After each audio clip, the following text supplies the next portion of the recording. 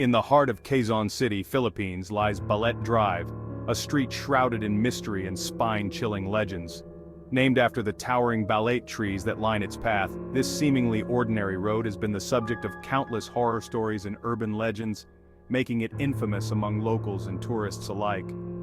One such story, however, is more terrifying than all the rest, a story that the residents of Balete Drive still whisper about with trepidation.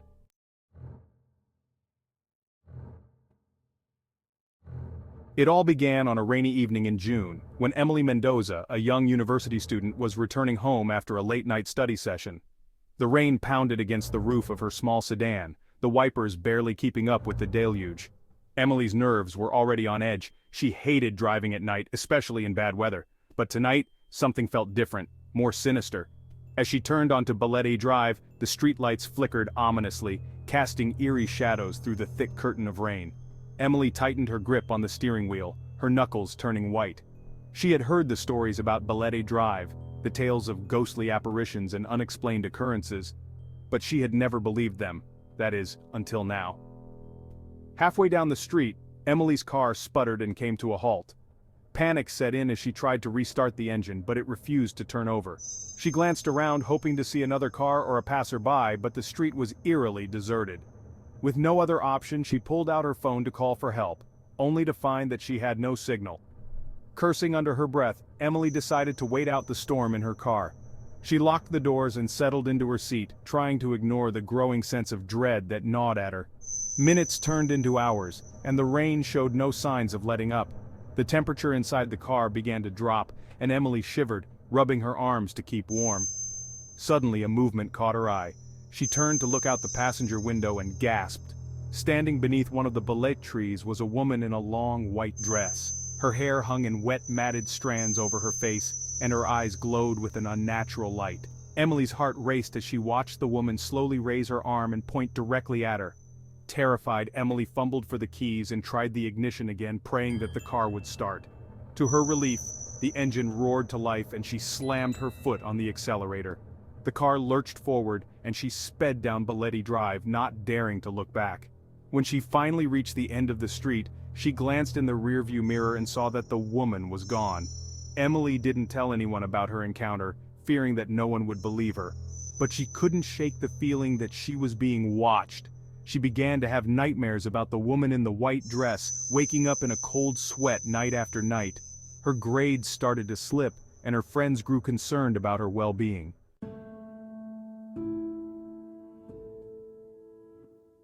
One evening, Emily decided to confront her fears and find out more about the woman she had seen.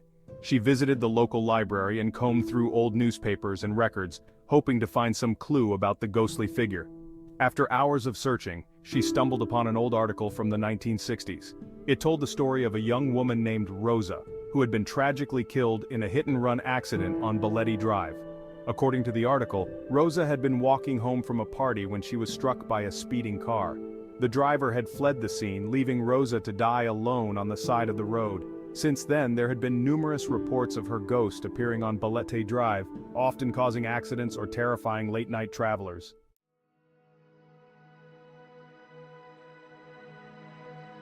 Determined to put an end to her torment, Emily decided to visit the site of the accident and try to communicate with Rosa's spirit. She waited until nightfall and drove to Balete Drive, parking her car near the spot where Rosa had been killed. The street was dark and silent, the only sound the rustling of the balete trees in the wind. Emily stepped out of her car and approached the spot, her heart pounding in her chest. She called out softly, "Rosa, if you're here, I want to help you. Please show yourself." For a moment there was nothing but the sound of the wind. Then, slowly, a figure emerged from the shadows. It was Rosa, her white dress stained with blood, her eyes filled with sorrow. Emily took a step back, fear gripping her heart, but she forced herself to stand her ground. "Rosa, I know what happened to you," Emily said, her voice trembling. "I'm so sorry for what you went through. If there's anything I can do to help you find peace, please tell me." Rosa's eyes softened and she reached out a hand towards Emily. As their fingers touched, Emily felt a cold, electric shock run through her body. She closed her eyes and suddenly found herself transported back in time, standing on Balete Drive on the night of the accident. She watched in horror as a young Rosa walked down the street, unaware of the car speeding towards her. Emily tried to scream a warning, but no sound came out. The car hit Rosa with a sickening thud, and she was thrown to the ground, blood pooling around her. The driver, a man in his 20s, stumbled out of the car, panic etched on his face. He looked around frantically before fleeing the scene, leaving Rosa to die alone. Emily opened her eyes, gasping for breath. She was back in the present, Rosa's ghost standing before her. Tears streamed down Emily's face as she realized the truth. "It was an accident," she whispered. "He didn't mean to kill you. He was just scared." Rosa nodded slowly, her eyes filled with tears. She began to fade, her form becoming more transparent. "Thank you," she whispered, her voice barely audible. "Thank you for helping me remember." With that, Rosa vanished, leaving Emily alone on the dark street. She felt a sense of relief wash over her, knowing that Rosa had finally found peace. She returned to her car and drove home, her heart lighter than it had been in weeks.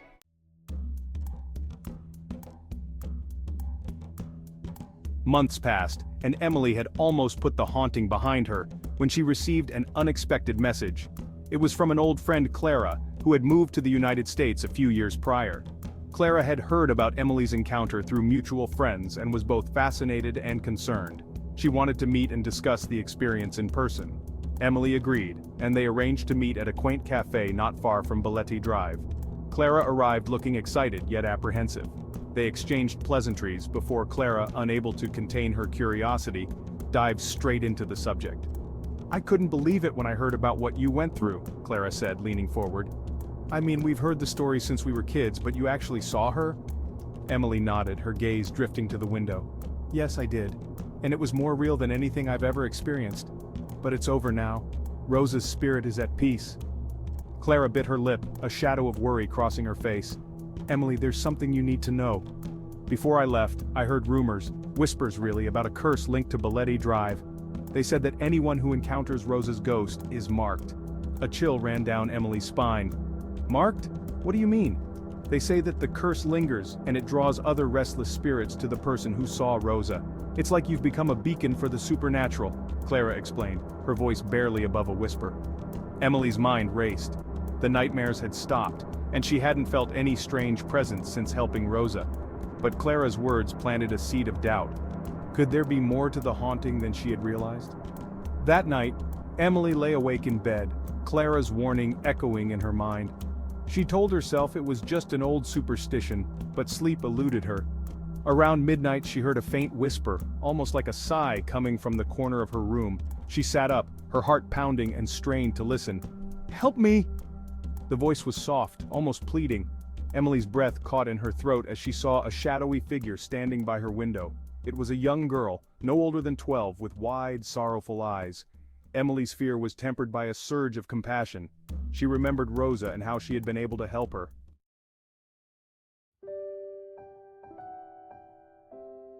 "Who are you?" Emily asked, her voice steady despite the fear gripping her heart. The girl stepped forward, her figure becoming clearer in the dim light. "My name is Maria, I need your help. I'm lost." Emily nodded, taking a deep breath. "How can I help you, Maria?" Maria's eyes filled with tears. "I can't find my family. I was separated from them a long time ago. Please, help me find them." Determined to assist the lost spirit, Emily rose from her bed and followed Maria out of the house.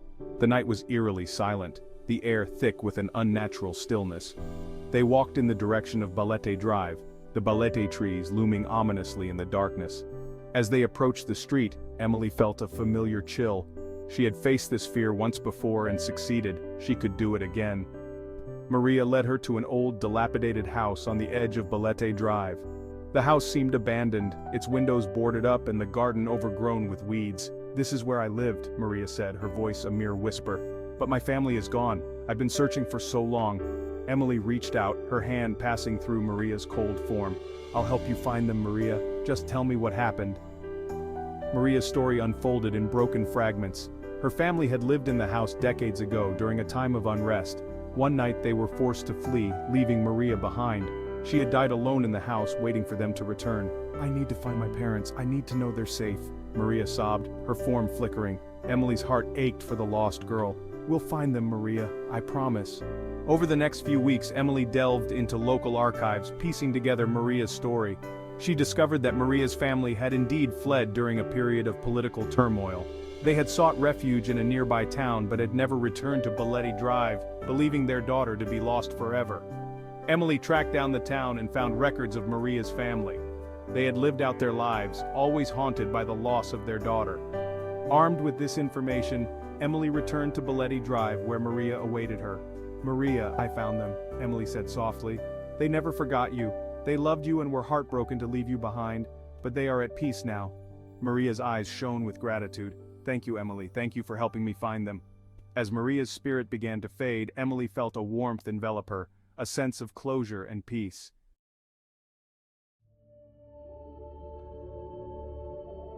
Clara's warning had been true. She was now a beacon for lost souls, each seeking her help to find peace.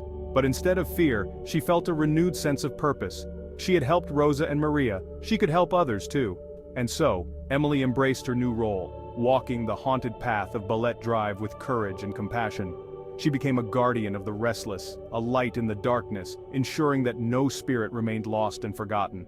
Balete Drive's haunted reputation grew, but so did the legend of the brave young woman who brought peace to the troubled souls that wandered its shadowed length. Emily knew that as long as there were lost spirits seeking solace, she would be there, ready to listen, ready to help. For she had learned that sometimes, even in the darkest places, there are those who can guide you to the light.